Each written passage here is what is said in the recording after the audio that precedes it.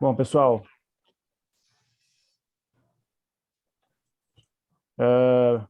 primeiramente gostaria de agradecer, em nome da comissão, a participação de todos vocês aqui presentes.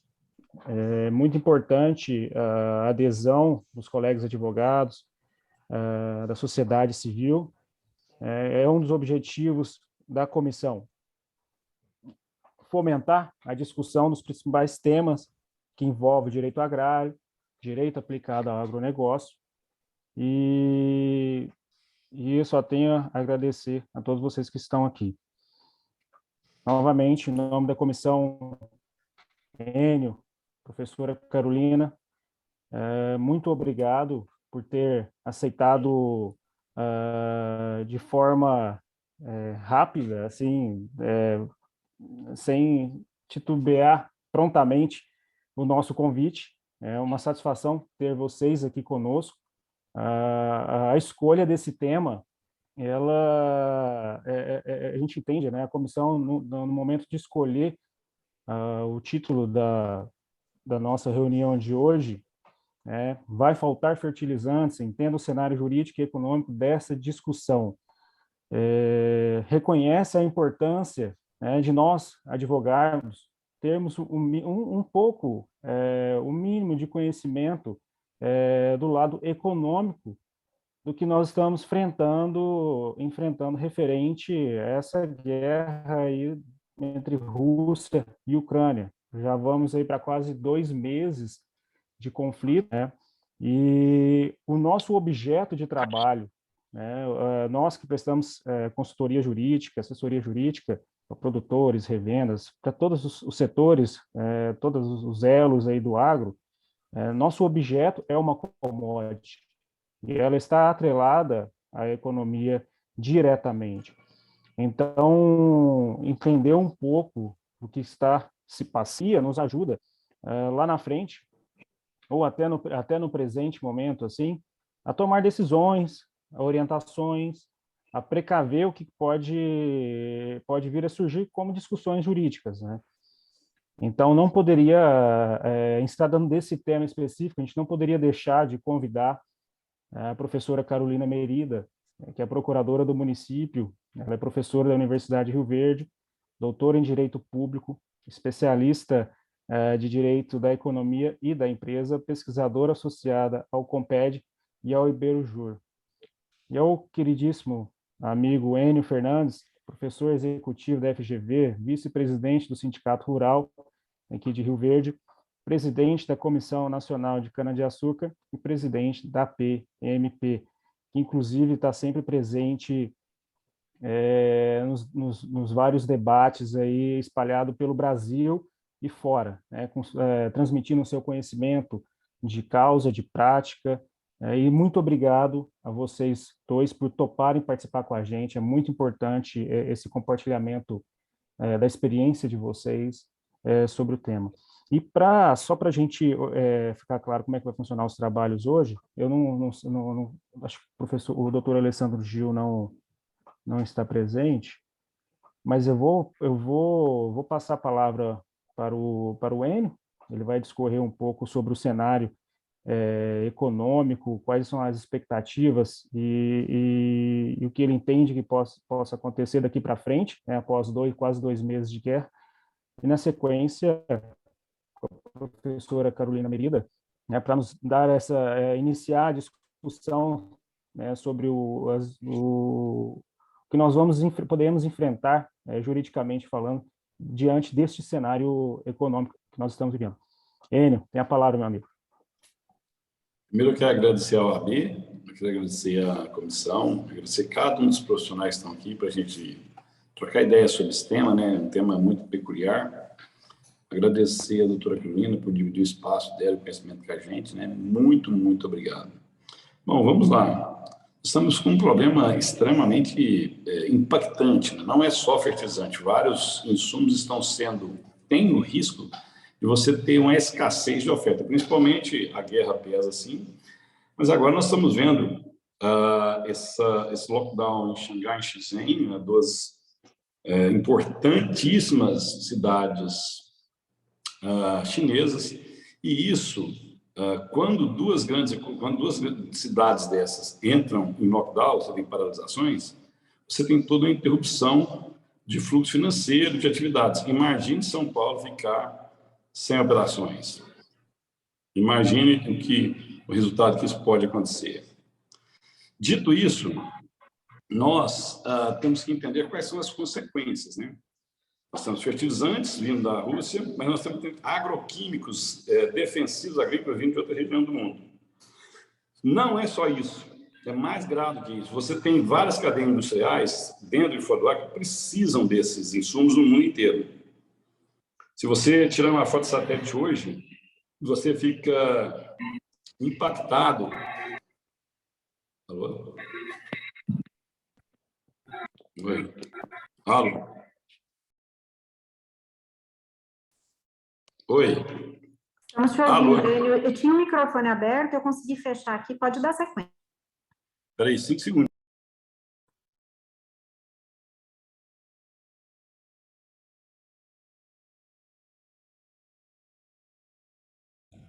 É que tá na... Vamos ter mais um pouquinho.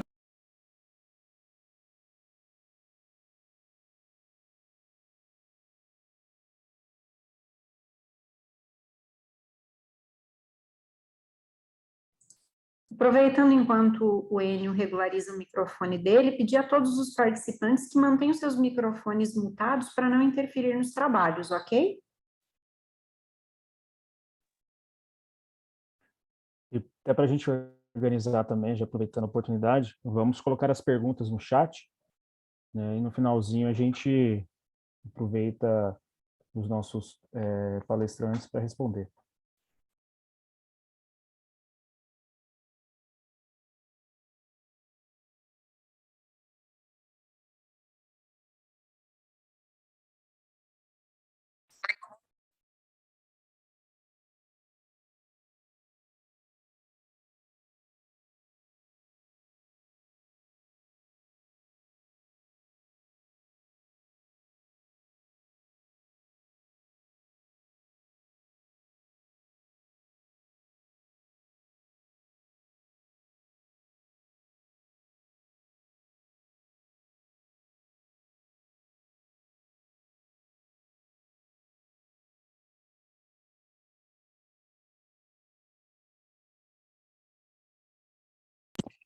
Voltei. Peço desculpa, deu um probleminha aqui na internet, mas já arrumei. Bom, vamos lá. Posso continuar?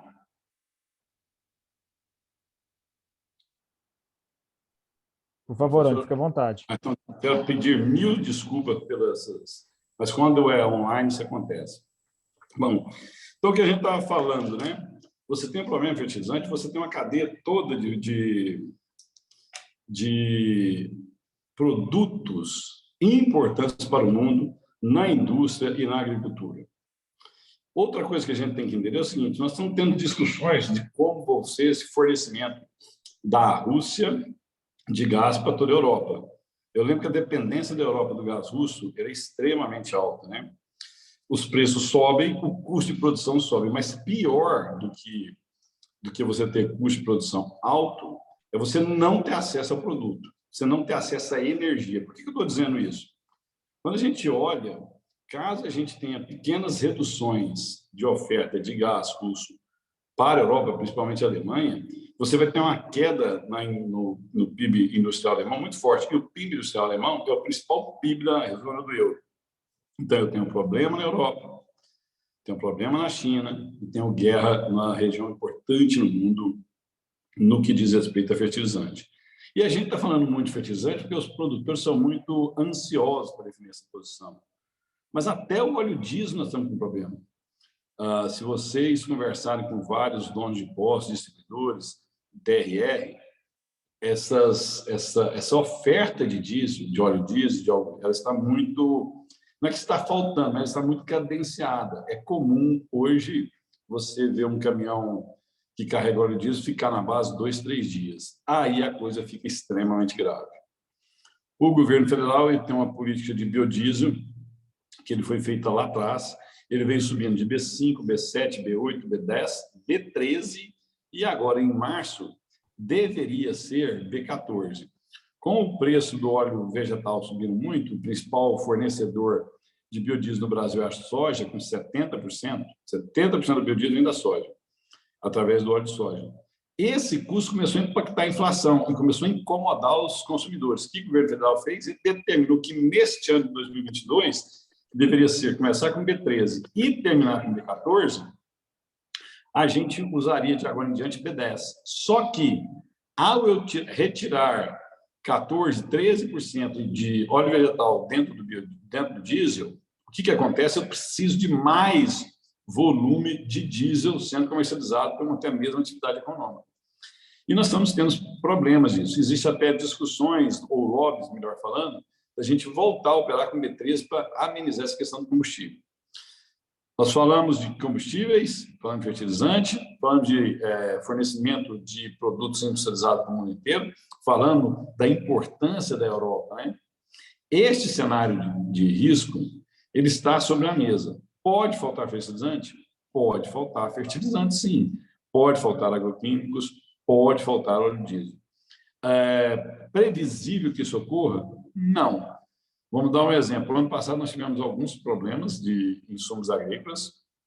O Brasil cresceu nos últimos 2 anos 6 milhões de hectares de área plantada na primeira safra de verão. Isso nunca aconteceu na história da humanidade. Em 2 anos, um país crescer 6 milhões de hectares. Se eu aumento fortemente a área plantada, eu aumento fortemente a utilização de calcário, a utilização de gesso, a utilização de fertilizante, todos os insumos básicos, até de mão de obra. Em assim sendo, nós tivemos escassez de vários produtos. Alguns negócios foram cancelados, outros renegociados, mas no fim do dia, todo mundo recebeu o seu produto. Logicamente, os preços foram alterados, produtos subiram 4, 5, 6 vezes, mas o preço alto consegue diminuir a demanda e ofertar produto. Alguém ficou sem ou desistiu de determinada aplicação para o trem atingir seus objetivos. Agora, é a situação um pouco mais delicada, porque é muito concentrado a produção de fertilizante no mundo, extremamente concentrada. Se você pegar só China e Rússia e Bielorrússia, você tem uma participação extremamente importante dependendo do produto que você opera. Principalmente a amônia anidra, principalmente o cloreto de potássio. Isso é muito sério, porque além da tensão entre Rússia e Ucrânia, nós estamos tendo uma tensão global, uma tentativa de pressionar a Rússia a ceder e pressionando seus parceiros. A China é um desses parceiros. Então, o nosso cenário é de extremo risco. E o mercado financeiro antecipa essa realidade. Os preços estão os preços mais altos da história. Eu gostaria de explicar como é que se forma o preço de soja e milho. É a cotação da Bolsa de Chicago, mais um amortecedor que chama prêmio. Quando você tem muita oferta, esse prêmio é negativo. Quando você tem pouca oferta, esse prêmio é positivo. Geralmente, nessa época do ano, nós estamos trabalhando com prêmios de 30 acima, 40 acima. Hoje, esses prêmios estão 140 acima. Então, quando eu somo a cotação de Chicago mais esses prêmios, nós vamos encontrar o maior preço da história de soja em dólar sendo comercializado, mesmo deste ano. Logicamente que a queda do real, a queda do dólar, a valorização da moeda brasileira, nós tivemos uma queda forte do dólar, e isso impacta em reais o valor da soja, mas em dólar, que é a moeda que controla as negociações internacionais do mundo, nós estamos com valores extremamente estratosféricos. Nós estamos no ápice da curva. E essa situação ela é insustentável. Você começa a matar, a destruir várias cadeias de produção. Pois bem, isso pode ficar pior, porque imagine comigo aqui, o mercado financeiro ele antecipa tudo que vai acontecer no futuro para tentar ganhar mais recursos. Caso o mercado entenda que vai faltar fertilizantes na América do Sul, não só no Brasil, ele vai puxar os preços dessas commodities, porque vai faltar commodity. Menor fertilizante, menor defensivos, menor tecnologia, menor produção, produtividade e menor produção. E eu nem falei na questão do diesel. O diesel é essencial no momento de plantio do Brasil. Então, a situação é muito preocupante, não é desesperadora. Os volumes de fertilizantes que estão direcionados para o Brasil continuam, mas abaixo do que era de se esperar para esse momento, abaixo do ano passado. E mesmo nossa área plantada vai crescer novamente. Essa história que nós temos fertilizantes até outubro é meio que falácia, porque muitos produtores anteciparam essas aquisições.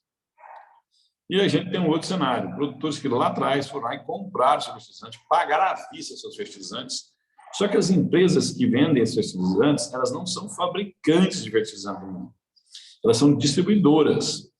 Se a empresa não recebe do fabricante determinado fertilizante, ela não tem como entregar o produto para o produtor, mesmo que ele tenha pago. Então, se você está com fertilizante de compro, se você não tem um fertilizante de compro, você tem um grau de risco. Se você tem ele compro e não está pago, você tem outro grau de risco. Se você está com ele pago, compro e pago, mesmo que seja a preços muito competitivos, não quer dizer que você está seguro. Somente está seguro quem tem um fertilizante dentro das suas propriedades. O raciocínio eu falo para o fertilizante, mas a gente pode estender para alguns agrodefensivos, e se vocês olharem com atenção, toda a cadeia industrial passando por alguns problemas muito drásticos, né? A maior preocupação, de novo, é o óleo diesel. Hoje, só para eu finalizar e dar a oportunidade de a gente trocar ideia, né? Hoje, de toda a demanda de óleo diesel que nós temos no Brasil, na relação B10, ou seja, a cada litro de óleo diesel eu tenho 10% de biodiesel aí dentro, hoje eu preciso importar 22% da minha demanda. Caso o governo federal volte ao que era planejado, volte atrás e adote o B13, que são 13% de biodiesel dentro do óleo diesel, a minha necessidade de importação cai para 8%. Somente 8% de tudo que eu consumo, eu vou internalizar. Se ele chegar a B14, que era a meta para iniciar em maio desse ano, nós teremos uma situação de break-even, equilíbrio total, né? O que a gente produz de óleo diesel no Brasil, com essa adição de B14, a gente conseguiria passar por esse momento de crise. Qual que é o problema? Uma decisão mais técnica, mais inteligente, mais estratégica, não. Então, vamos subir para B13, dependendo de conforme for o desenvolvimento, eu vou para B14, B15, e tento diminuir essa tensão, essa escassez de produto, essa falta de produto. Só que nós estamos no ano eleitoral, sobe o preço de combustível, caso a gente volte a pôr B13, B14 no óleo diesel, o preço do óleo diesel sobe. Ao mexer no preço do óleo diesel, todas as cadeias são impactadas, todas as cadeias que precisam do transporte rodoviário. Vou te dar um exemplo e aí eu já finalizo rapidamente. Hoje existe falta de etanol em algumas regiões, muito localizadas, mas tem. Está faltando etanol? Não. As indústrias têm estoque de etanol tão baixo que estão começando a colher cana exatamente agora, começar dia 1º de abril a colher cana. Só que a negociação do frete, a usina vende para a distribuidora para o posto no posto ou posto na indústria. Isso é CIF. Todo o risco do frete e seguro é por conta do vendedor. Dito isso, a indústria de cana-de-açúcar, ela não está conseguindo negociar, ou não está aceitando as determinadas cotações do frete, porque subiu muito. Com isso, os embarques estão muito cadenciados. De novo, a gente tem problema lá na frente de menor oferta de etanol. Eu acho que deu para a gente dar uma pincelada, uma overview de tudo que a gente está falando. Eu vou passar para a doutora Carolina, até para ela fazer suas ponderações. Eu acredito que seria melhor depois a gente trocar ideia e a gente, com essa troca de ideia, a gente esclarecer qualquer dúvida que ainda exista.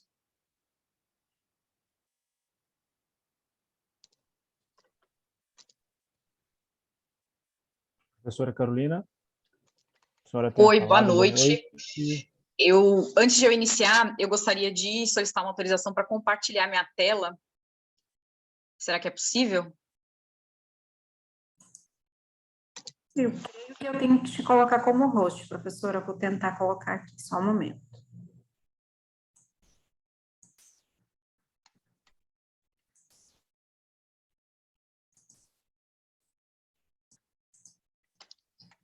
Pronto. Agora acho que vai.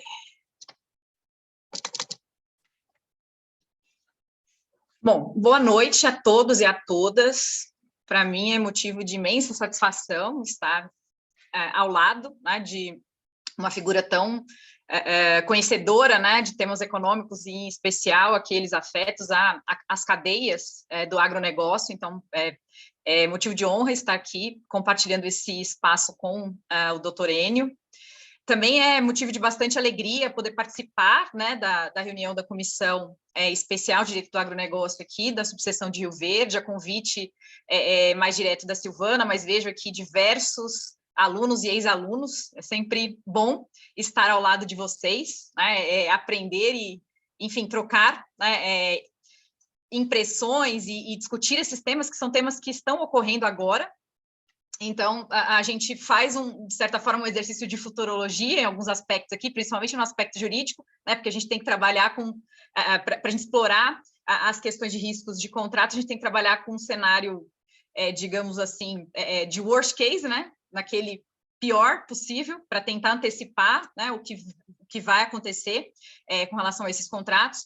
Mas, basicamente, eu organizei aqui a minha fala para complementar e dialogar, né, com o que o professor Enio falou, fazer uma breve contextualização, mas eu vou focar mais justamente nos aspectos contratuais, né, dos riscos que essa situação de escassez de fertilizantes e de outros insumos, e até mesmo, eventualmente, da impossibilidade, né, de fornecimento desses insumos e fertilizantes pode ocasionar com contratos que, em geral, são contratos futuros, né? O Enio já até antecipou um pouco essa situação, que é justamente a falta de garantia, mesmo aqueles que já tenham contratos formalizados e inclusive pagos, né? Se a entrega é diferida no tempo, eles não têm a total isenção de risco, a não ser a partir do momento que o produto chegue efetivamente nas mãos, enfim, do produtor, né?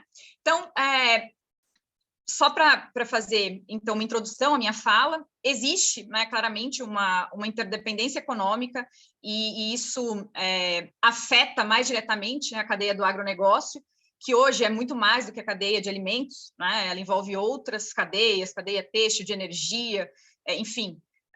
Então, essa interdependência da globalização, ela afeta contratos aqui celebrados no Brasil, né, e oneram o produtor aqui de Rio Verde ou de outra cidade, mesmo que ele não tenha contratos diretos de exportação da sua safra. Com relação especificamente aos fertilizantes e insumos, né, fertilizantes em especial, existe uma fragilidade da cadeia mundial de suprimentos, né, desses insumos. São poucos produtores, né, então a produção é concentrada. A gente passa por alguns momentos de instabilidade, né, eventuais possibilidades de suspensão de exportações, redução de exportações, aumento de custo, né, não só do produto em si, mas do frete, como bem colocou o Enio, né?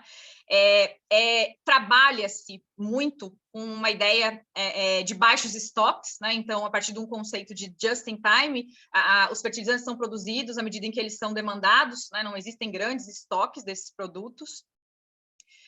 E isso tudo, né, pode vir a impactar diretamente produtores aqui no Brasil. Não existe uma certeza de que vai faltar, né, esses fertilizantes ou insumos, mas existe, como o professor Enio falou, uma probabilidade, né?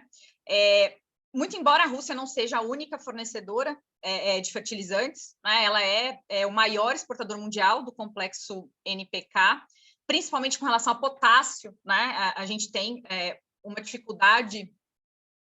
Eu acho que eu vou ter que compartilhar de novo, porque eu não estou conseguindo mexer aqui o slide. A gente tem uma dificuldade maior, né, até por limitações naturais, né, o Brasil não tem condição de produzir isso, né, um produto sensível, principalmente a grãos. Na verdade, o complexo, né, como um todo, ele é muito sensível a grãos, que, enfim, é a produção mais característica da nossa região aqui. O Brasil tem, né, e falando um pouco da questão de política pública e da questão regulatória, o Brasil tem ele tem uma dependência, né, uma vulnerabilidade com relação a fertilizantes. Então, cerca de 85% desses fertilizantes utilizados na produção agrícola, eles são importados. Isso se deve a diversos fatores, né, desde limitações naturais, mas também, especialmente, em razão de políticas públicas, né? O custo de produção aqui no Brasil é muito alto, não existe tecnologia, né, para explorar esses fertilizantes minerais, que são, né, o caso do complexo NPK. Existe uma política, né, já desde a década de 70, que resolveu, né, optar por não termos uma política de autossuficiência, até em razão do custo dessas limitações naturais e até legais, né? Existem limitações ambientais para a exploração mineral, porque hoje a concentração disso no Brasil estaria mais na região amazônica. Então, a política pública foi reduzir tributação de importação desses fertilizantes, né? Enfim, né? A própria fabricação de fertilizantes por algumas empresas relacionadas ao governo, né, acabou sendo descontinuada, foram sendo vendidas plantas. A última delas foi vendida agora, um pouco antes, né, da guerra, inclusive foi adquirida por uma empresa russa. Então, diversos fatores levaram a que o Brasil, né, tenha essa fragilidade, se assim podemos dizer, com relação à questão de fertilizantes e insumos agrícolas, o que parece ser um problema sério, né, de regulação. Por quê? Porque claramente a economia brasileira depende, né, da produção agrícola, da exportação de commodities e produtos primários enfim, deveria ter havido uma política pública, né, de precaução, de prevenção, lidando com essa situação, tentando reduzir, né, essa dependência externa. Isso veio acontecer agora, né? Então, já diante da crise, a gente vai falar daqui a pouquinho, o poder público fez o lançamento, né, de um plano nacional de fertilizantes, com essa ideia justamente de reduzir a dependência externa, mas isso é um plano de longo prazo, né? Não vai resolver esse problema pontual, esse problema atual que nós passamos em razão dessas variáveis, né, não só da guerra, mas de outras variáveis que estão afetando o comércio internacional. Além disso, né, o Enio também já comentou, existe uma demanda crescente por fertilizantes. Então, a dependência do mercado externo de fertilizantes e insumos é alta, né, para a produção agrícola brasileira, e existe uma demanda crescente.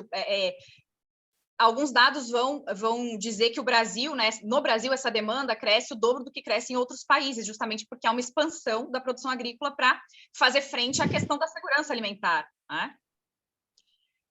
Bom, vai faltar fertilizantes? É a pergunta de 1 milhão, ninguém sabe ao certo, né? Se isso vai, se essas questões que eu pontuei, o professor pontuou anteriormente, se elas vão afetar o custo apenas ou se realmente vai faltar produto, né?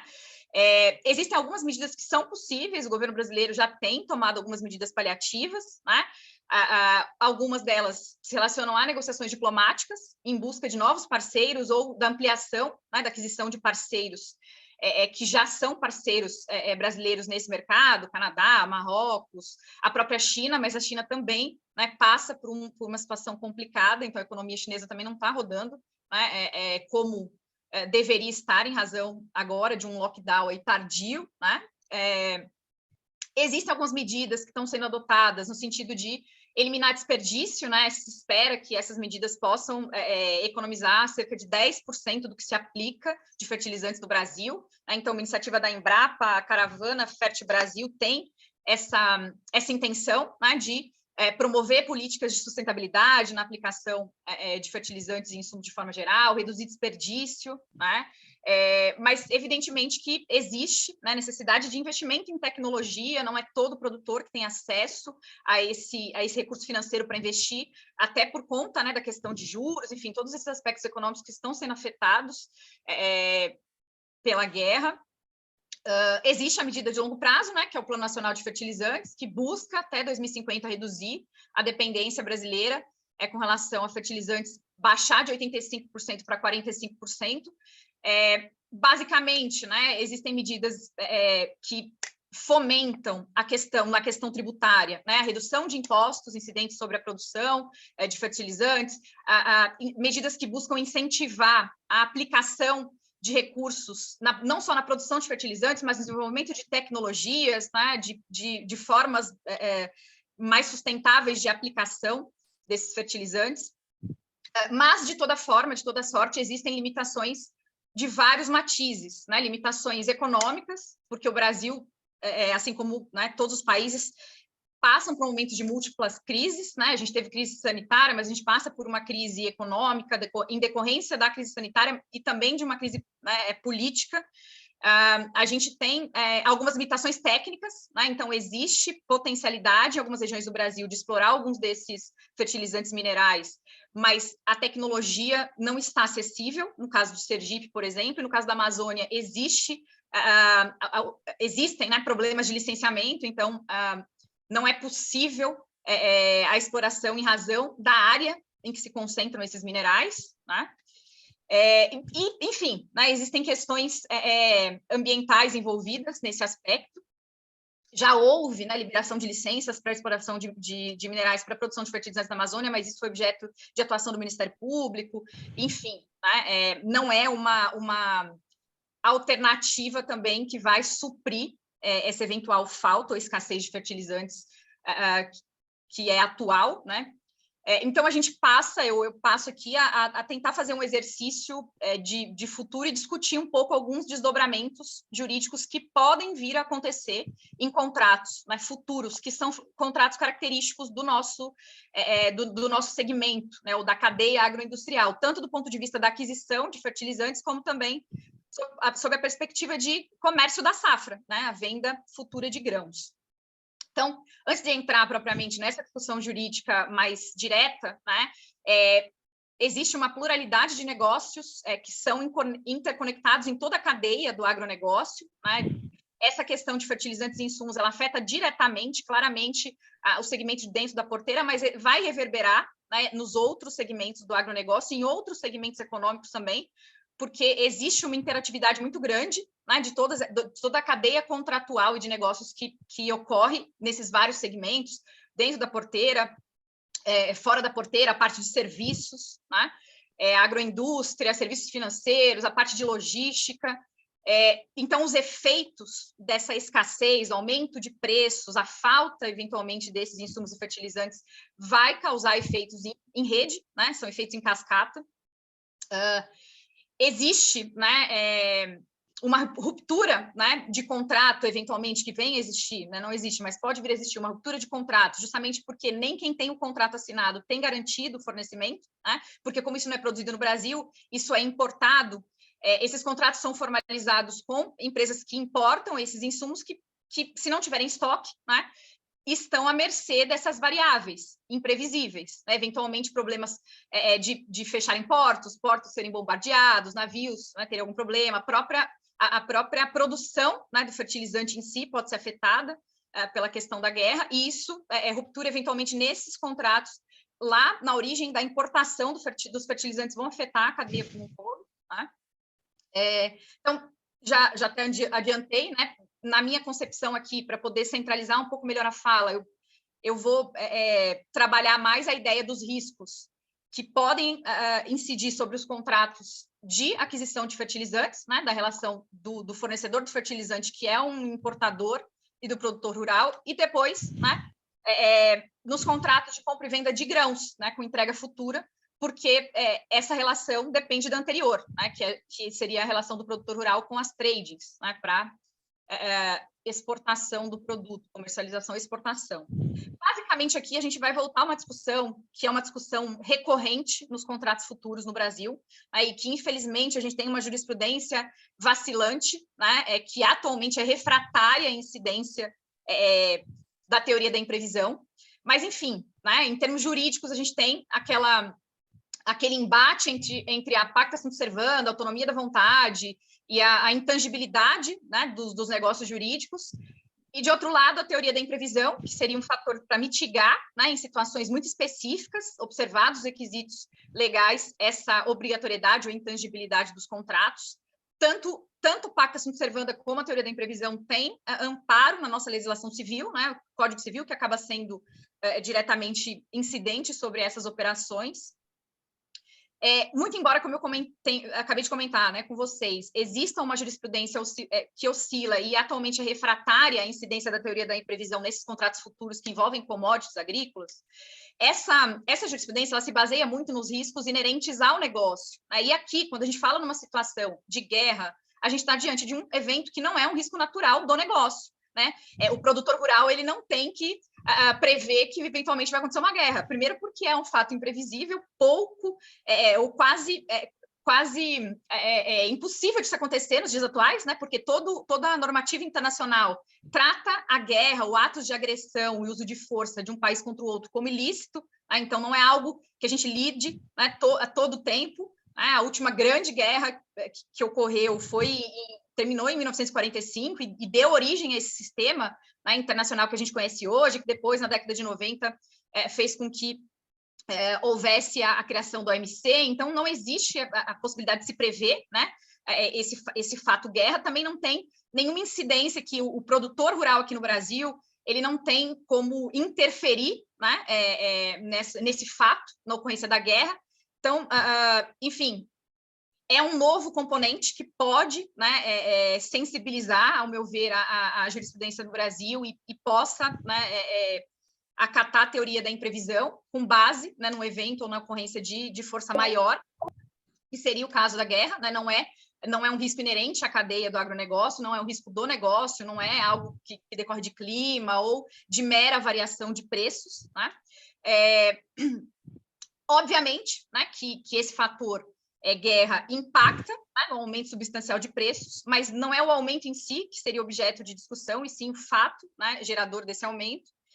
E, eventualmente, né, pode acontecer uma impossibilidade de entrega do produto, né, do produto aqui fertilizante ou insumo. Então, a gente estaria diante de duas grandes discussões jurídicas, né, com relação a esses contratos, que seria a possibilidade de revisão do contrato, ou mesmo a possibilidade de rescisão do contrato sem incidência de penalidade, justamente em razão, né, do evento de força maior.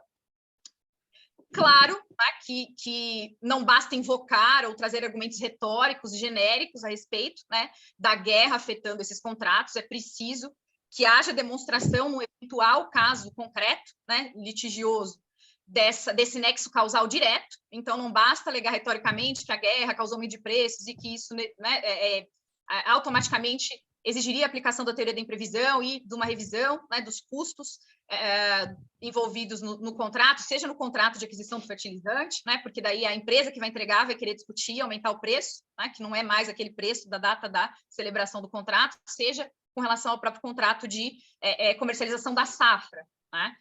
Isso vai depender da análise do caso concreto, né? Material jurídico a gente tem no Código Civil, né? A gente tem lá o artigo 317 do Código Civil, que vai tratar da teoria da imprevisão aqui entre nós. Temos o artigo 393, que trata, né, ele trata em conjunto do caso fortuito e força maior, né, e determina que sejam eventos imprevisíveis. Me parece que a guerra se enquadra claramente nessa concepção. A gente depois tem mais adiante, né, quando a gente trata dessa questão de onerosidade excessiva nos contratos que são executados de forma diferida no tempo, que é o caso, né, que são os casos tanto do contrato de compra de fertilizantes para entrega futura, como no caso do contrato futuro de comercialização da safra, né? Então, destaquei aqui os artigos 478 e 479 do Código Civil, né? Porém, né, a gente, obviamente, não sabe como isso vai bater no Poder Judiciário, né?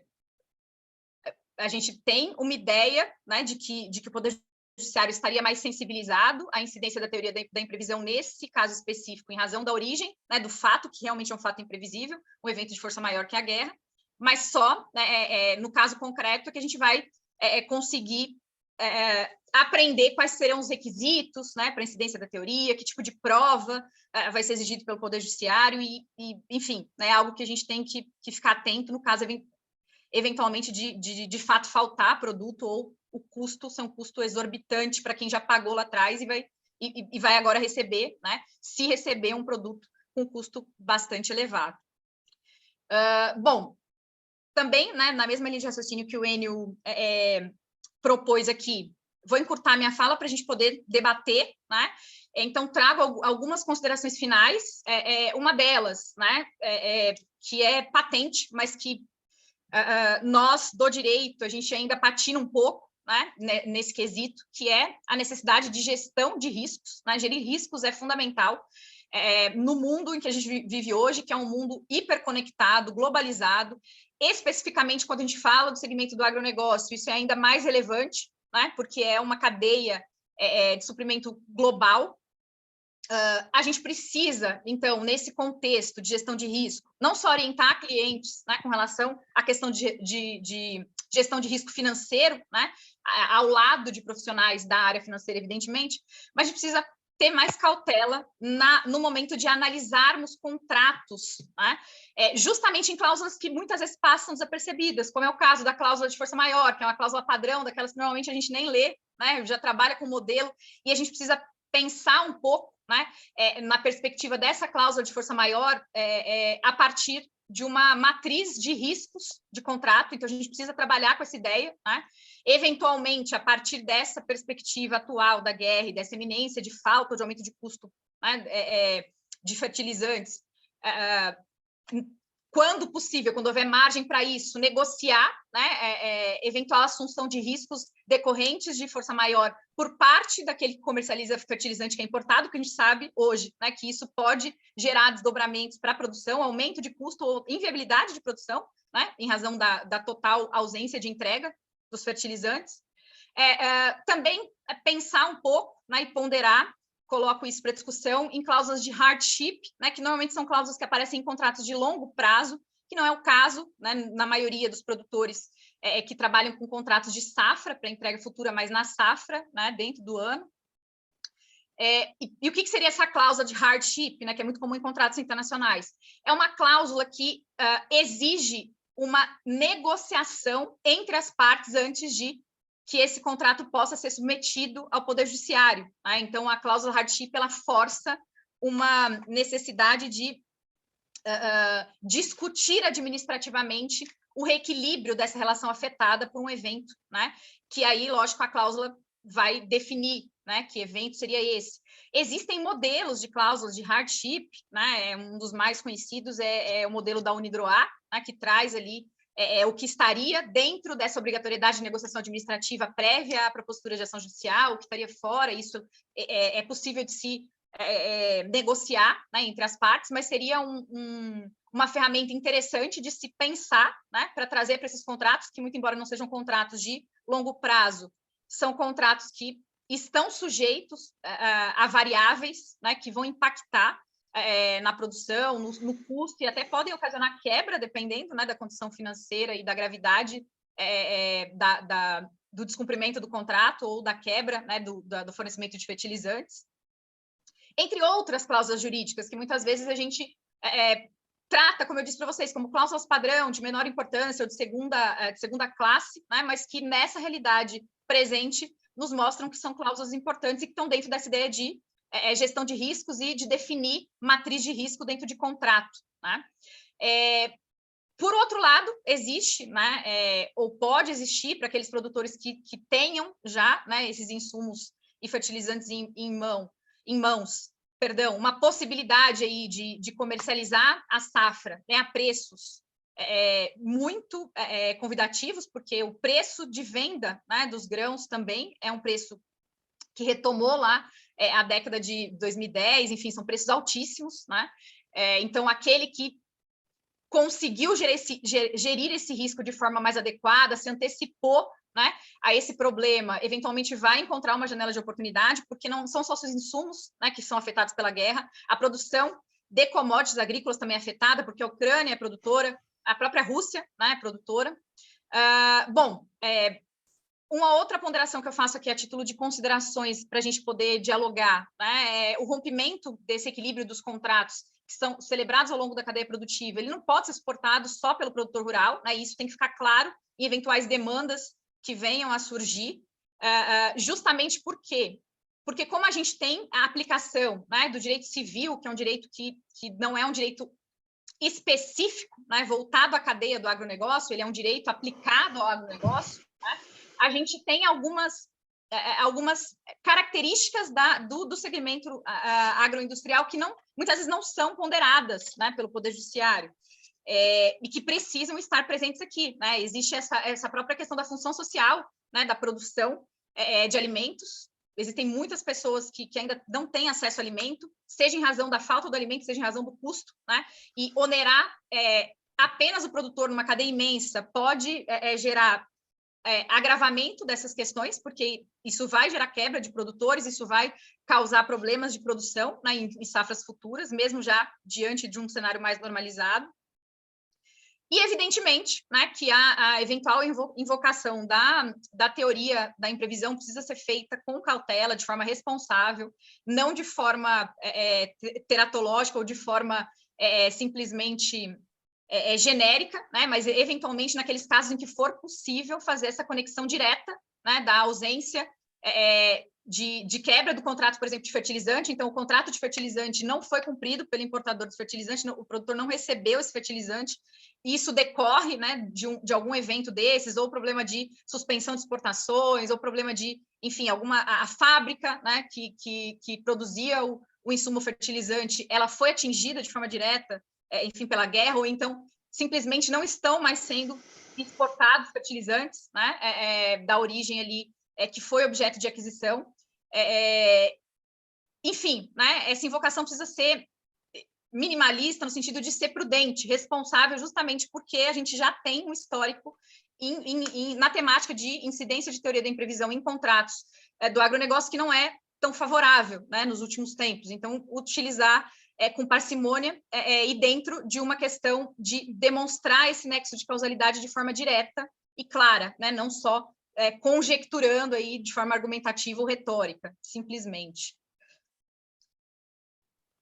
Bom, eu acho que eu vou ter oportunidade de falar ainda, mas aproveitar a oportunidade, né, e convidar todos vocês, acho que eu estou no lugar certo aqui na Comissão de Direito do Agronegócio, a participarem, né, de um congresso internacional que vai ocorrer em julho em Salamanca.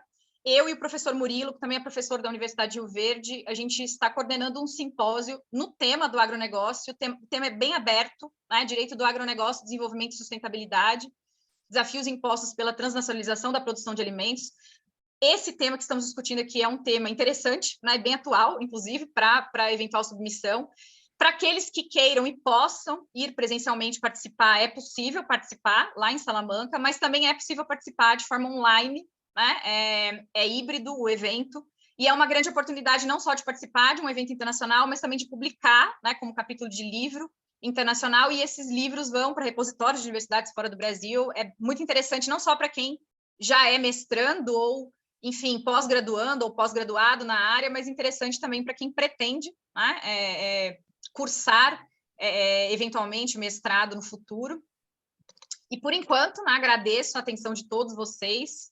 Deixo aqui meu e-mail, se alguém tiver interesse em trocar, né, mais impressões, em trocar documentos, solicitar algum tipo de esclarecimento adicional, além desse que nós teremos agora na sequência.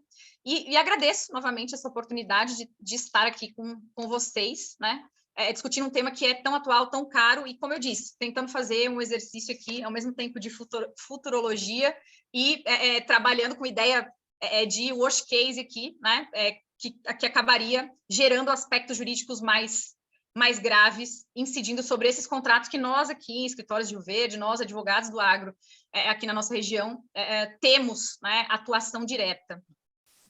É isso, devolvo a palavra ao Antônio, né, acho que está mediando os debates para que a gente possa dar prosseguimento à reunião. Excelente, professora Carolina, Enio. De fato, a gente está trabalhando aqui com o pior cenário, né? O pior caso, né? Na hipótese da ausência de fornecimento dos insumos fertilizantes, né? Como a doutora falou, no worst case.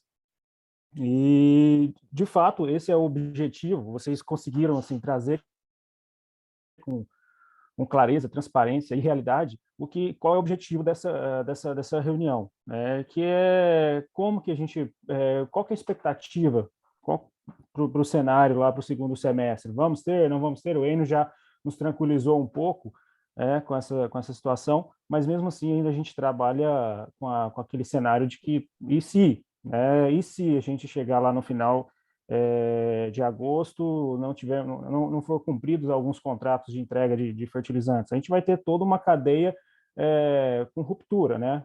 Então, desde da revenda, que deveria ter passado para o produtor uma determinada quantidade, esse produtor ele vai produzir menos e, consequentemente, não vai atender suficiente, não vai conseguir entregar o combinado com uma trade. Então, a gente tem que, igual a doutora falou no finalzinho, utilizar, né, parafraseando um pouquinho, com cautela, procurar o nexo causal que envolve a discussão entre a guerra, né, tentar justificar de alguma forma o descumprimento das obrigações, achando o nexo causal que envolve esse cenário específico, né?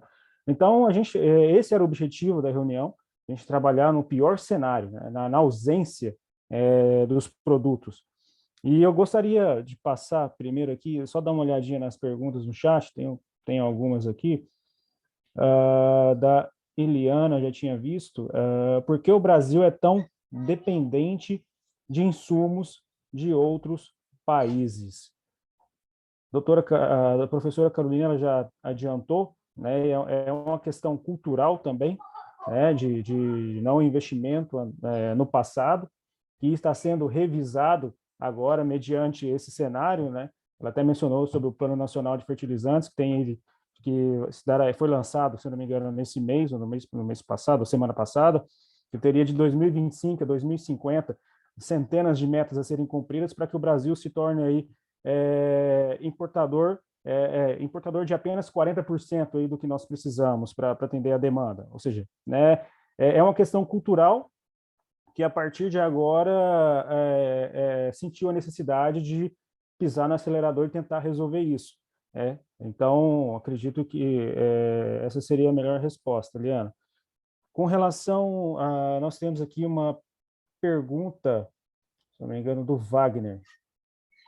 Professores, como ficaria a questão da possibilidade desses fornecedores invocarem a ocorrência de caso fortuito, força maior, força maior nesses casos, aumento dos valores já pagos, o que poderia gerar onerosidade excessiva, ou mesmo da falta e impossibilidade de entrega desses produtos. No sentido de que a variação de preço é previsível, porém, uma guerra não. No caso, estaríamos diante de um aumento de variação de preço em decorrência de uma guerra externa, tanto no sentido de resolver, quanto de reequilibrar esses contratos já firmados. O Wagner, resumidamente, ele está falando da teoria da aplicação da teoria da onerosidade excessiva, ou, no caso fortuito, força maior, que a professora ela explicou ao final. Nós estamos diante de um cenário novo, né? A professora bem disse que o STJ tem massivas jurisprudências no sentido de que a aplicação da teoria da imprevisibilidade, o caso fortuito, força maior, nos contratos a termos, diferido, no cenário que seja de alteração de preço, é um risco inerente à atividade do produtor, é um risco da commodity. Tanto é que existe os contratos a termo. Agora, em se tratando desse cenário de guerra, é uma questão nova, né? É onde entra a necessidade, igual a doutora bem disse, da gente identificando a necessidade de discutir isso no judiciário, certificar de que nós estamos lastreando toda essa discussão através das nossas provas, seja das provas agronômicas, contábeis, né, demonstrando perícias, estudos demonstrando o impacto, né, a quebra da safra, em virtude da falta de entrega desses insumos que gerou, que houve ali na ruptura com a revenda. Então, a gente está diante de um cenário novo. Eu entendo, sim, eu particularmente, é uma opinião pessoal, eu entendo, sim, que nós estamos aí diante de um caso fortuito, força maior, mas que é discutível. Eu não sei se eu respondi, Wagner, E se a professora Carolina gostaria de complementar, o Henrique, a doutora Silvana, qualquer colega, essa resposta. Só para, sim, deixar bem claro, né, que eu acabei engatando a quinta aqui para não extrapolar meu tempo, mas para deixar bem claro, né, se vai ser possível ou não se caracterizar uma eventual quebra ou um pedido de revisão com base na teoria da imprevisão, onerosidade excessiva nesses contratos, vai depender do conjunto probatório da incidência direta do fator guerra naquele contrato, né? Seja no contrato de fertilizante, seja por tabela, né? No contrato de venda de grãos. Então, de antemão, não é possível dizer que em todos os casos cabe a teoria da imprevisão e vai ser reconhecida onerosidade excessiva, afastando penalidades, simplesmente alegando-se que a guerra causou esse cenário, porque não é em todos os casos que a guerra vai afetar esses contratos, né, diretamente. Então, isso é que precisa se ter cautela. Evidentemente, né, que no escritório de advocacia, eventualmente, a gente pode trabalhar dos dois lados, né, sermos procurados, eventualmente, por alguém que comercializa, né, o fertilizante, e aí a gente vai ter que sustentar a teoria da imprevisão, ou, eventualmente, pelo produtor, na ponta ali, né, que vende a contrato futuro e não vai conseguir produzir em quantidade suficiente porque não recebeu também a quantidade suficiente de fertilizante, mas eventualmente a gente pode também ser demandado pelo produtor discutindo e combatendo a incidência da teoria da imprevisão no nosso contrato já pago lá atrás, né? Então, é por isso que a gente tem que saber manejar, né, a aplicação da teoria da imprevisão. Ao meu ver, né, é possível sim que ela incida, mas desde que fique demonstrado no processo que há relação direta com aquele contrato, porque senão, é como bem o Dr. Wagner colocou, né? A gente vai cair naquela discussão de, olha, variação de custo de produção, pura e simplesmente não é suficiente para alegar onerosidade excessiva, revisar contrato ou eventualmente rescindir, né? Então, não basta aumento de preço, não basta, né, que se alegue que não foi possível entregar em razão da guerra, tem que se fazer associação, né, demonstrando que há relação direta do fator guerra nesse contrato. Então, de repente, aquele que importa o fertilizante, ele trabalha com distribuidores que estão numa região que foi objeto de bombardeio, né? A fábrica foi atingida, ou então a cidade ali foi atingida, a cidade não está produzindo, né? Ou então o porto, né? Muito do que se escoa ali daquela região passa por uma região de portos que está sendo, né, afetada diretamente pelo fator guerra. Eventualmente pode ter um problema, inclusive, com a embarcação. O fertilizante foi produzido, ele foi embarcado, mas eventualmente o barco na embarcação, aí, o navio, pode ter sido afetado, né, por um ato de guerra. Então, existem várias situações hipotéticas aqui que podem, de fato, ocorrer e podem impactar. Ou, simplesmente, pode ser que o governo russo, né, diante das represálias, dessas sanções econômicas, ele possa simplesmente dizer assim, não exporto mais, suspende, né, a exportação. Daí, nesse caso, ficaria mais fácil de demonstrar que esses contratos estariam afetados, né? Basta demonstrar que aquele fertilizante vem, né, da região que suspendeu a importação. Então, o ato, né, um ato de império ali, um ato administrativo do governo russo que simplesmente suspende. Ninguém consegue acessar o produto, né? E, evidentemente que claramente é caso de teoria da imprevisão, caso de força maior. Agora, em outras situações, não. Em outras situações, eventualmente pode ser uma estratégia, né, analisada ali pelo jurídico da empresa que comercializa o fertilizante no contrato futuro, no sentido de tentar emplacar a teoria da imprevisão, testar o judiciário, né, com um contrato menor aí, para ver se ele embarca ou não na alegação retórica, e daí, com isso, ela deixa de te entregar um preço mais barato, comprado ali, garantido atrás, para vender mais caro para outro, né? Então, a gente precisa saber identificar quando se trata de uma situação de real incidência da teoria da imprevisão e quando a gente está diante de uma situação de estratégia, né, jurídico-financeira aí da empresa que quer vender a um preço mais caro, né, quer vender no mercado spot, que a gente chama, quer vender agora. A pronta entrega, porque agora estão pagando melhor. Mais alguém?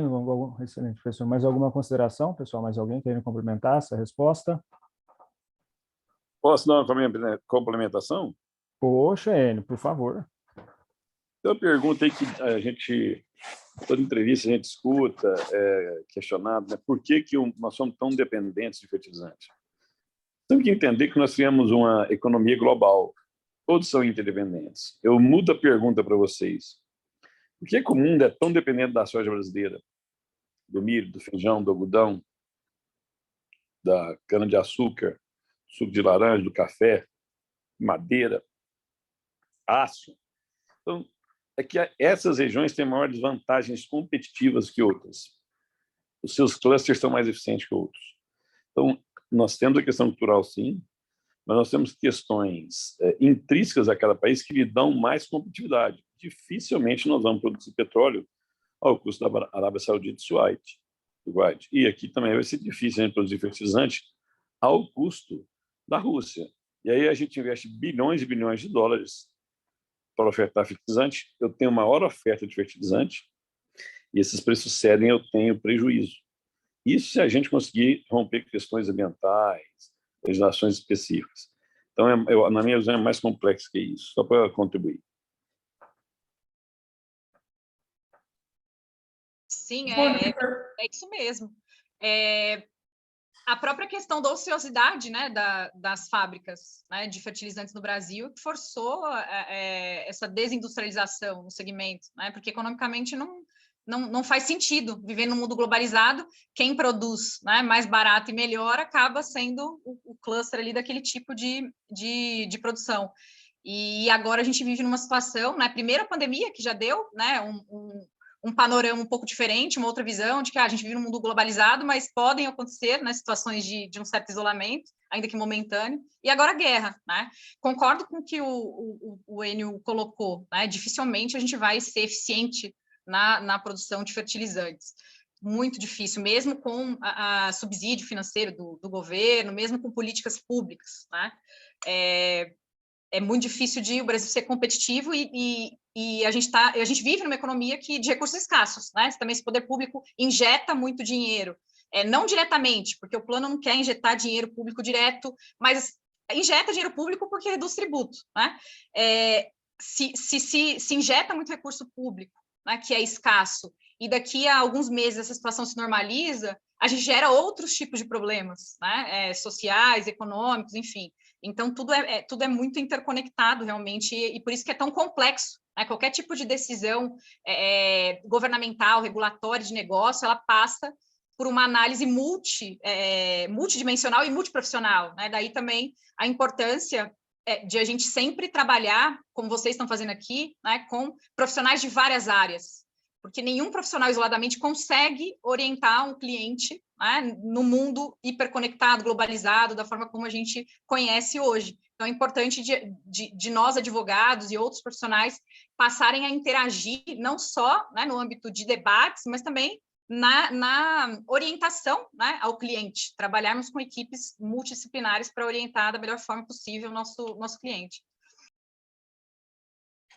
Se me permite, eu gostaria de primeiro parabenizar a Carol, ao Enio, né, pelas colocações, e nesse sentido que vocês estão falando, gostaria de ouvi-los, já emendando o mesmo assunto.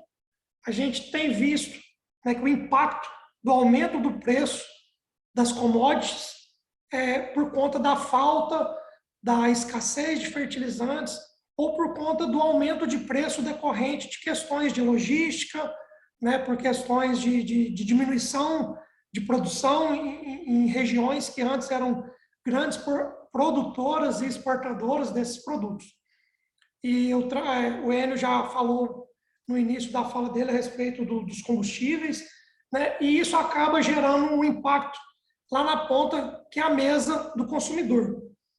E antes da mesa do consumidor, passa por aquele que realmente produz. Eu costumo dizer que é o sócio-atleta do agronegócio, que é o produtor rural, aquele que realmente põe a mão na massa.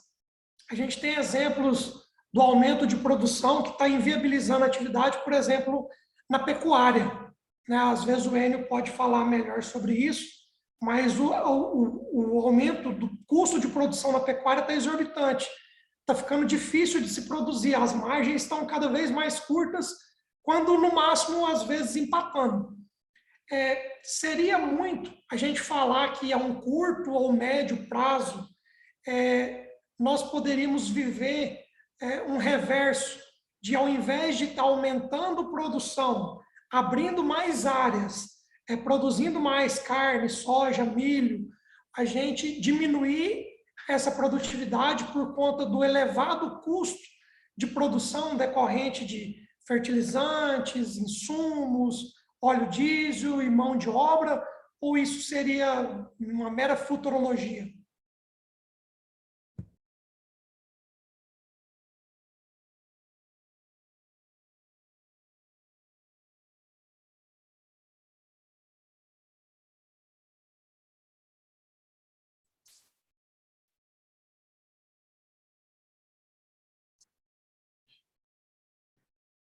Parece-me que a conexão do Enio caiu. Se a professora Carolina quiser fazer uso da palavra. Bom, realmente acho que a minha contribuição vai ser no sentido mais de leituras que eu tenho feito e da minha impressão particular, né, a partir de alguns debates que eu tenho participado, que é no sentido de que a pecuária especificamente, né, além dos aumentos de custo de produção, a gente tem uma questão de marketing, né, uma questão que envolve o discurso da sustentabilidade sob a perspectiva mais exacerbada, né? Então a gente tem uma política massiva também no sentido de demonizar a produção agropecuária, né? No sentido de dizer que mudança climática só vai conseguir ser resolvida se a gente reduzir o consumo de carnes, enfim. Então, eu acho que, além de todos esses fatores que o Henrique colocou, a gente tem também, né? A gente não pode esquecer dessa questão, desse discurso da sustentabilidade, que muitas vezes é utilizado não como um discurso que pretende, de fato, né, lidar com as questões climáticas, mas que tem um outro propósito mesmo, né, de, enfim, aspectos políticos, ideológicos e de outra sorte. Então, não acredito que a gente vá ter redução de produção, porque hoje, né, a realidade que a gente vive hoje, existem vários estudos de organizações internacionais governamentais e não governamentais, né, que vão demonstrar que a cada 9 pessoas, ela passa fome, né? Ou não come mesmo, ou ela tem acesso à quantidade nutricional insuficiente para a subsistência. Então, a questão da segurança alimentar, analisada sob a perspectiva da sociedade global, ela impede hoje que a gente fale em redução, né? Eu não acredito, sinceramente, em redução de áreas, principalmente no Brasil, né, que é um dos países que comprovadamente também produz com mais eficiência e que tem, né, a quantidade de áreas preservadas, o percentual de áreas preservadas nativas, né, um dos maiores do mundo. Então não acredito, sinceramente, que a gente vai ter redução, não. O que eu acredito, sim, né, é que talvez seja um fator positivo, né, desse momento, desse contexto atual, é que o segmento como um todo seja cada vez mais pressionado e incentivado, não só por questões da sustentabilidade das mudanças climáticas, mas por questões de custo mesmo, né? A cada vez mais investir na questão tecnológica, no uso cada vez mais racional, na redução ou racionalização, né, do uso de fertilizantes, insumos, no aumento da produtividade, né? Então, manter a quantidade diária ou aumentar a quantidade diária de forma bem mais lenta e multiplicar, né, a produtividade. Então, eu imagino que isso, sim, possa acontecer, né? Mas não acredito, sinceramente, que a gente tenha redução de produção, né? O que está acontecendo já em alguns locais, por exemplo, no Sul, eu li algumas reportagens e algumas entrevistas com produtores, o que está acontecendo é que alguns produtos que não eram, né, produzidos no Brasil com tanta incidência estão ganhando espaço também em razão da guerra. Então, por exemplo, trigo, né? O Sul do Brasil tem feito uma aposta para produzir mais trigo, justamente em razão da redução, né, da disponibilidade de trigo e da necessidade, enfim, né, de abastecimento do mercado interno, porque a gente está reduzindo a importação, mas também em razão do ganho, né? O custo de venda está compensando mais, né, o produtor lá do Sul a plantar o trigo do que a plantar milho ou outro tipo de grão, né? Então, isso sim pode acontecer, mas, sinceramente, não acredito que a gente tenha redução, né, de áreas plantadas, ou, enfim, redução de quantidade de produção por escolha, né, do produtor ou por escolha de política pública. Isso não acredito, porque realmente a gente tem, né, um problema de insegurança alimentar severo quando a gente analisa sob a perspectiva global, né, a questão de acesso a alimento. E o Brasil, como o Enio bem colocou, né, é um celeiro do mundo. O Brasil realmente é determinante para fazer frente a essa questão da segurança alimentar. Só complementando a fala da professora Carolina, existem estudos da Embrapa bastante recentes, agora de início de 2021, que prevêem que o aumento do consumo de água, né, deve aumentar em mais de 50%, de energia em mais de 40% e de alimentos em mais de 35% até 2030. Isso em vista de um aumento populacional bastante expressivo, né? E esse aumento populacional, a previsão é que seja em países em desenvolvimento, o que aumenta o consumo, né? Melhora a qualidade e aumenta o consumo de alimentos. Então, eu também concordo com a professora Carolina, até em vista de que a expectativa é que vá faltar mais alimento, né? Então, diminuir a produção eu acho que vai ser bastante difícil.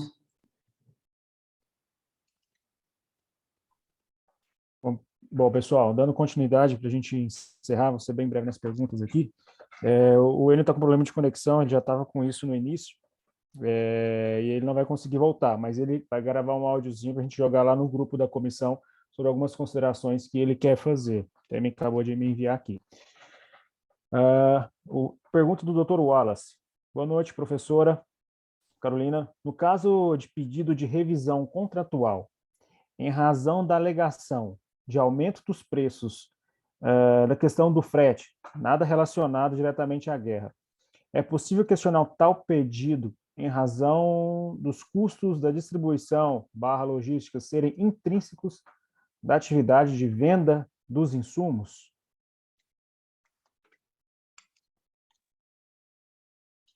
Bom, pedir é possível pedir, né? A cautela e a recomendação sempre é no mesmo sentido, né? Como existe uma jurisprudência refratária, né? Então, há situações de incidência da teoria da imprevisão e do acatamento de pedido de revisão de contratos com relação a contratos futuros, né, que já lidam com a questão do risco como inerente ao negócio, como é o caso, né, da cadeia agroindustrial. A cautela que tem que se ter, né, é sempre se documentar e fazer uma análise crítica, né, verificar se o cliente tem documentação que demonstre esse nexo causal direto, porque senão você só está empurrando o problema para frente e, na verdade, você está ampliando o problema. É uma questão de tempo, que a bola de neve vai estourar e, quando estourar, se realmente não houver capacidade financeira, né, de ir guardando, salvando esses recursos ali ao longo da discussão judicial, isso vai gerar graves problemas, né, para o produtor rural. Então, sempre a cautela é nesse sentido, né, de como advogados, conhecedores desse posicionamento e das exigências que os tribunais têm feito nesse tipo de demanda, né, nos acautelarmos e orientarmos o cliente a se documentar com relação a essa questão de nexo de causalidade direto, né? Buscar fazer uma associação realmente direta e demonstrar isso documentalmente. Fugirmos daquelas petições retóricas, né? O que eu chamo de petição retórica? Trazer aquele argumento, né, do boteco, aquele argumento genérico, copia e cola, porque o papel aceita, né? E constitucionalmente todos temos o direito de peticionar, mas muitas vezes, uma análise não cautelosa, né, no ato da propositura de uma ação dessa natureza pode gerar problemas gravíssimos ao produtor rural, e a gente tem tido uma certa tendência aí, né, algumas jurisprudências já aparecem no sentido de, inclusive, responsabilizar o advogado. Então, a gente tem que ter cautela também, porque se claramente não houver essa demonstração de nexo de causalidade direto, né, se a gente não demonstrar, né, e não se acautelar que a gente orientou o cliente de forma adequada, mesmo assim ele quis propor ação, né, a gente corre riscos depois lá na frente de uma eventual demanda de responsabilidade, né, civil do advogado. Então, é preciso ter cada vez mais muito cuidado no momento de fazer essa montagem documental, né, não só pensar na propositura da ação e naquele ganho direto ali dos honorários, mas pensar em todas essas nuances do processo, porque a gente tem desdobramentos que podem ser bastante desfavoráveis, não só ao cliente, mas eventualmente isso pode reverberar na questão da responsabilidade civil do advogado também, né? Bom, a doutora Lorena pergunta, boa noite, professora. O artigo 187, inciso 2 da Constituição Federal estabelece que deve ser levado em conta para a política agrícola os preços compatíveis com os custos. Nessa situação, em que os custos podem superar muito os preços fixados, caberia invocar tal dispositivo constitucional, considerando que se trata de uma atividade cíclica? Assim, o que acontece, né? Quando a gente vai, eventualmente, sustentar, né, uma posição pela revisão de um contrato, né, que seria, acho que, o caso mais específico dessa pergunta, se realmente a gente conseguir analisar, né, que há uma documentação suficiente, trazer argumentos constitucionais pode ser interessante, porque a gente consegue, né, depois levar essa discussão mais adiante. Mas eu não acredito que seja um argumento que venha a ser analisado favoravelmente ao produtor, assim, ele isolado, né? Invocar pura e simplesmente esse dispositivo da Constituição, não acho que por si só vai sensibilizar o judiciário, né? A tendência que se observa é realmente muito pragmática, né? O Poder Judiciário entende que é necessário haver demonstração do liame direto, né, desse eventual fato imprevisível ou fato, né, incontornável, e que isso seja demonstrado de forma direta no processo para que haja possibilidade de incidência de teoria da imprevisão ou alegação de onerosidade excessiva como argumento vencedor para obter, né, a revisão do contrato. Algumas vezes a gente até consegue, né, em determinadas comarcas, uma decisão favorável em primeira instância, mas o problema é que a hora que isso vai subindo, lá adiante, né, dificilmente se sustenta. É a minha impressão, né? A impressão que eu tenho é que não seria, né, na atual conjuntura das últimas decisões, né, dessa jurisprudência que a gente vê se firmando no STJ, na minha concepção, não seria um argumento isoladamente vencedor, não acho que seria suficiente para sensibilizar o judiciário. Excelente, professora. Concordo com a senhora também. Pessoal, se não tiver mais nenhuma pergunta, eu abro espaço para algum colega brevemente quiser participar, tá? E na sequência a gente parte para o encerramento. Alguém? Antônio, parabéns pela iniciativa do grupo aí, a sua, na direção.